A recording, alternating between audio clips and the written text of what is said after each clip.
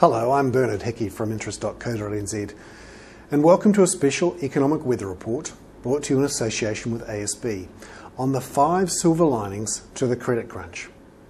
There's plenty of doom and gloom out there, but there are some good things happening with the credit crunch. Firstly, lower interest rates. We've seen here that the average 2-year fixed rate mortgage in New Zealand has dropped from about 9.5% in the middle of this year to about 8% now. Still got a way to go before we get back down to the 6 to 7% we saw in 2003-2004, but mortgage rates are falling. For a lot of people on fixed mortgage rates, they may not be seeing the benefits now, but it will happen over the next year to two. However, though, just because interest rates are low doesn't mean that it's easy to get loans from the bank. Many of the banks have toughened up on their credit criteria, and many of the banks too are making it slightly more expensive if you want to borrow more than 80% of the value of a home. Secondly, lower petrol prices, certainly a factor, as the crude oil prices dropped from close to $150 a barrel to around about $60 a barrel. So the price of petrol at the pump has dropped from $2.17 a litre, as you can see from this chart, down to about $1.67 a litre now. Now it would have been much more if we hadn't seen a lower New Zealand dollar.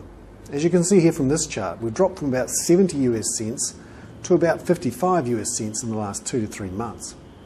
That of course is great news for exporters, so the winners from this credit crunch are likely to be the provincial areas and farmers, who've done very well as the New Zealand dollar has fallen. The fourth benefit to the credit crunch is lower house prices, and we've seen house prices fall, depending on who you talk to, around about 10% on average so far in the last year or so. And we here at interest.co predict that house prices could fall as much as 30% in the next few years. Great news for first home buyers. And finally, the fifth of our silver linings, lower Japanese import prices for Japanese cars. We've certainly seen the car yard sector really hit hard by the credit crunch. Many of the car yards have gone out of business, and as they've done that, they've cut their prices. There have been many cars repossessed as well, so there's plenty of cheap cars on the market. You just have to go to Trade Me to see how low some of these prices are getting. So there we have it. 5 silver linings to the credit crunch. Lower interest rates, lower petrol prices, a lower New Zealand dollar, lower house prices, and lower car prices. There we have it, a special economic weather report for interest.co.nz and brought to you in association with ASB.